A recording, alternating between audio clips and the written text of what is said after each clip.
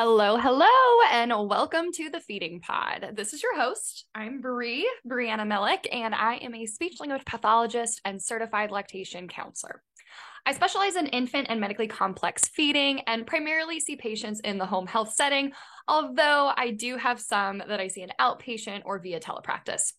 I'm also an instructor at the university level and a PhD student studying communication and information sciences. I have a huge passion for evidence-based practice and supporting information literacy in speech, language, hearing, feeding, swallowing sciences, specifically as it pertains to social media and translational research. This podcast is meant to share anything and everything related to being a pediatric feeding SLP, feeding therapist, with sprinkling in a little bit about working in academia, being a PhD student, and how to access, appraise, and implement research into clinical practice.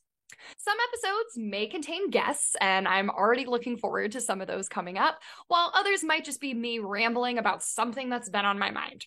Regardless, my goal with this podcast is that you walk away not just with newfound knowledge, but with the inspiration to think critically and not be afraid of research.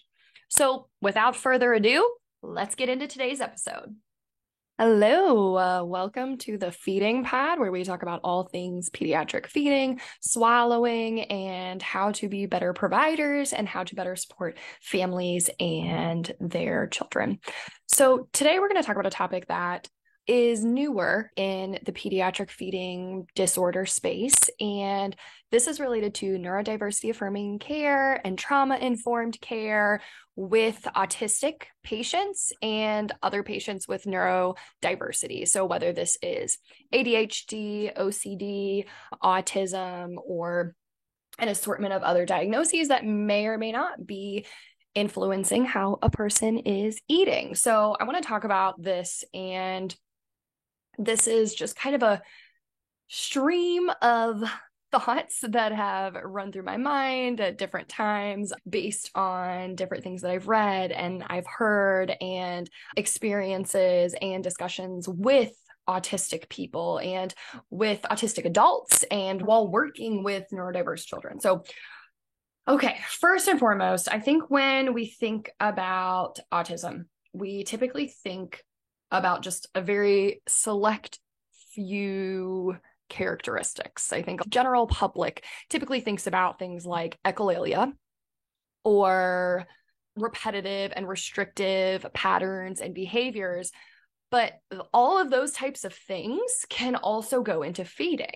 So repeating certain types of foods or being very restricted in diet variety, texture variety, the color of the food variety, the taste of food variety. All of those can also play a role in pediatric feeding and swallowing. And I think a lot of times when we think of autistic patients, people go straight to thinking about like those characteristics as they relate to behaviors and communication and forget that those characteristics are a part of that person and they're just a difference.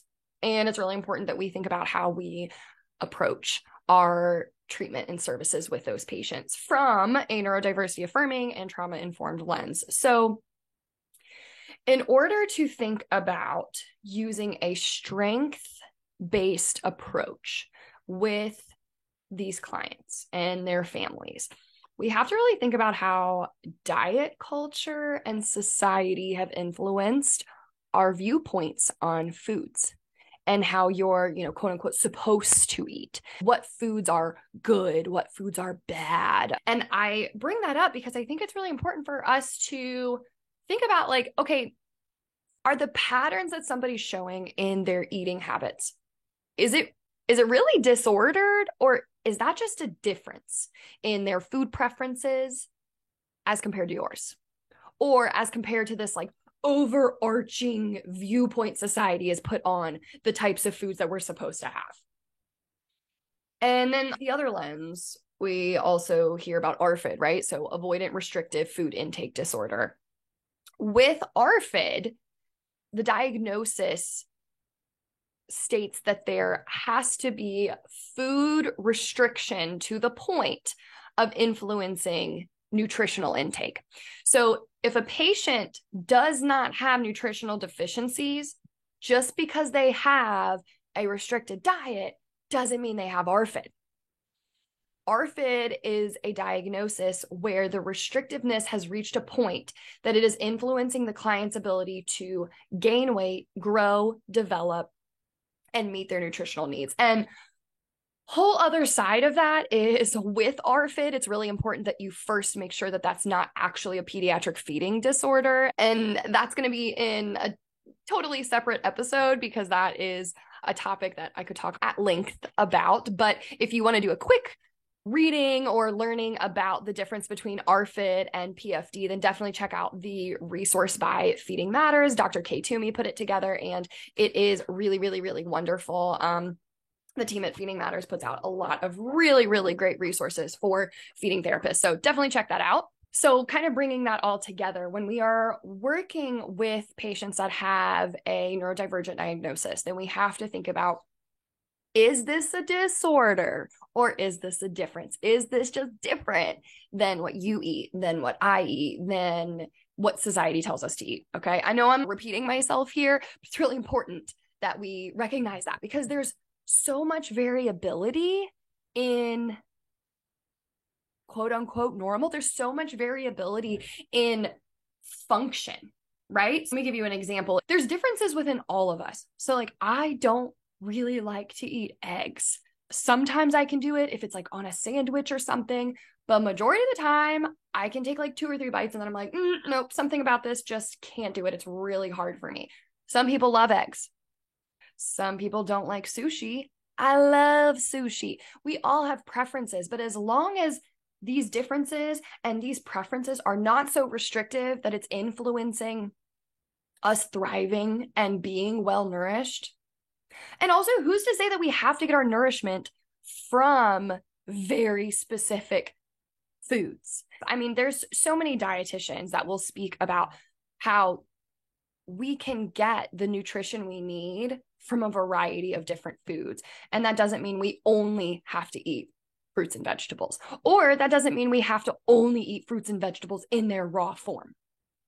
We can eat them with a bunch of different seasonings. We can eat carrots. That's literally what I had for lunch today. I had some carrots and I dipped them in ranch because I think they taste better dipped in ranch or dipped in hummus than they do plain. That doesn't take away the nutritional value of carrots.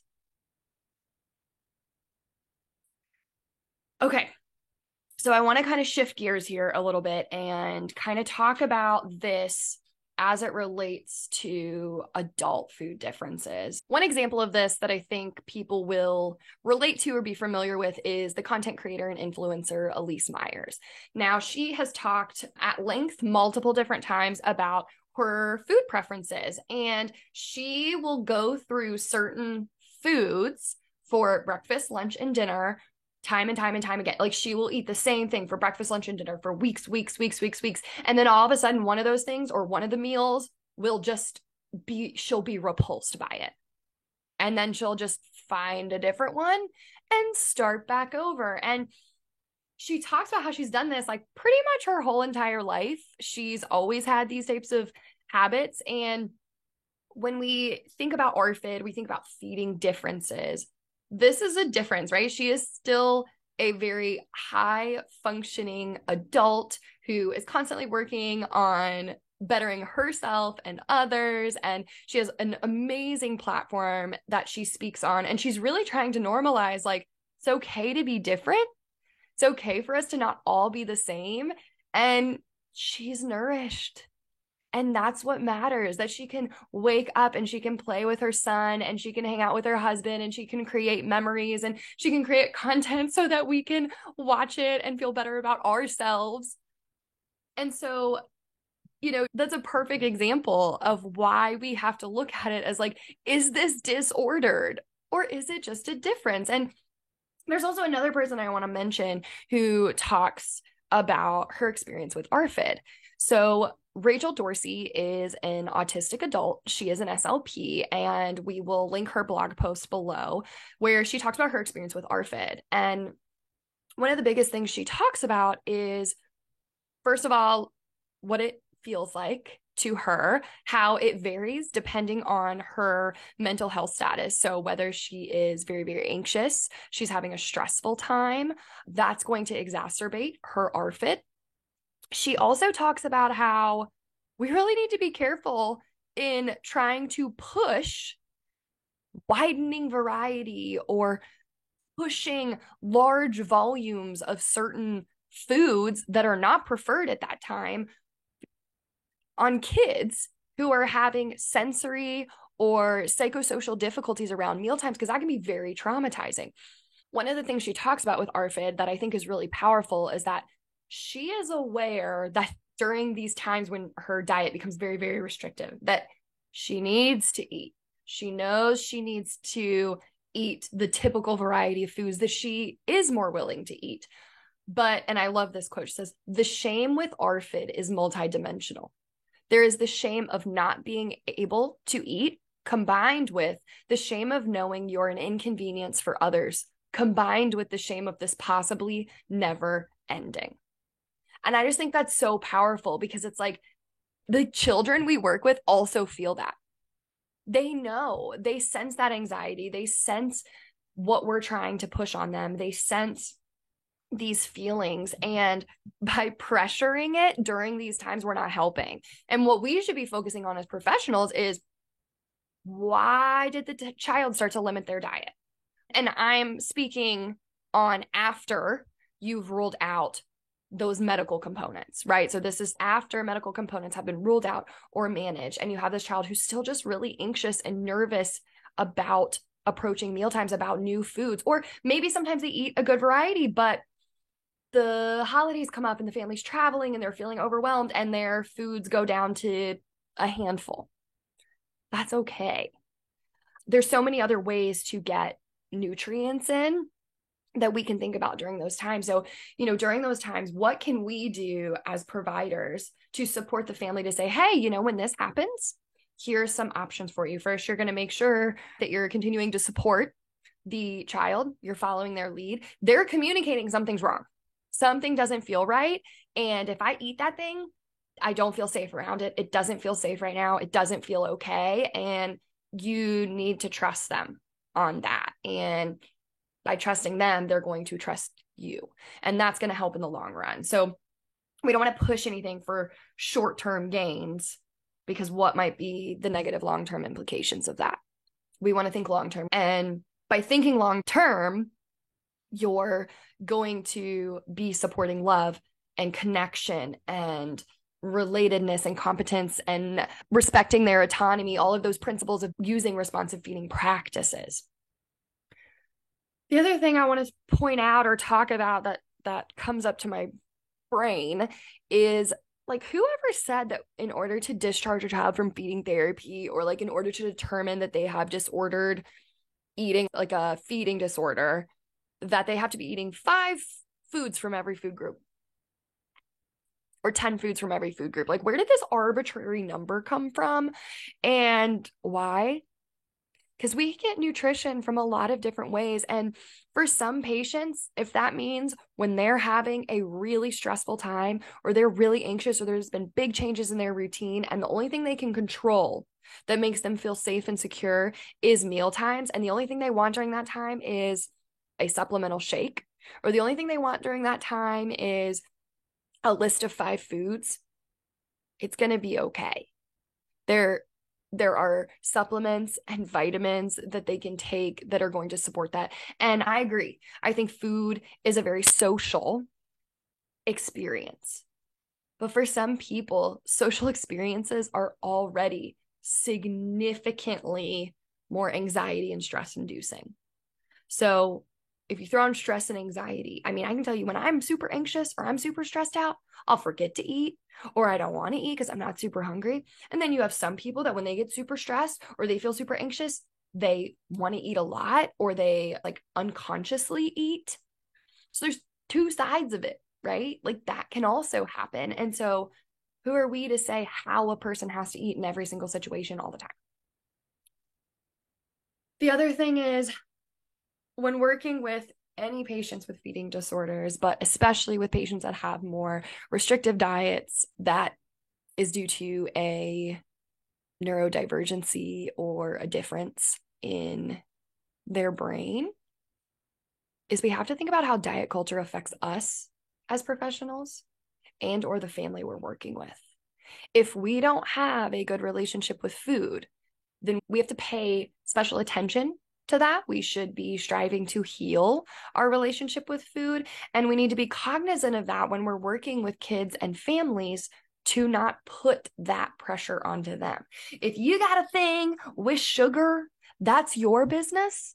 And it's not necessarily pushing on a family. If a child is very highly malnourished and all you can think about is how much sugar is in that supplemental shake, it's not the time for that. No, not the time for that. Honestly, never the time for that. Sugar is not bad.